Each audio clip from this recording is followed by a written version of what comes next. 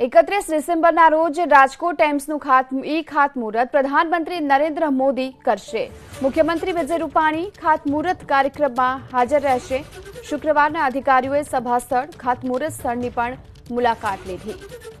તો પ્રધાનમંત્રી નરેન્દ્ર મોદી 31 ડિસેમ્બરે રાજકોટ એમ્સનું ખાતમુહૂર્ત કરશે, જ્યારે કે મુખ્યમંત્રી વિજય રૂપાણી કાર્યક્રમ સ્થળ પર ઉપસ્થિત રહેશે।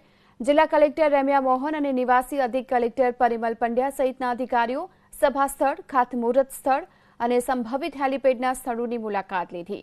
કાર્યક્રમમાં આવનાર આમંત્રિતો, સામાન્ય નાગરિકો અને અધિકારીઓ માટેના રૂટની વ્યવસ્થા, મેઇન રોડથી સભા સ્થળ સુધીના રૂટનું આયોજન, કોરોના સંબંધી સરકારી માર્ગદર્શિકાનું પાલન, વીજળી પુરવઠો, પીવાનું પાણી વગેરે બાબતો વિશે બેઠકમાં ચર્ચા થઈ।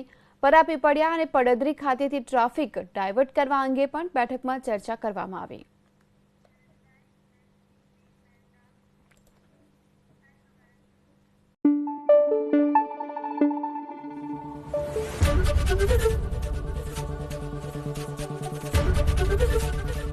एबीपी अस्मिता, गुजरातनी अस्मिता।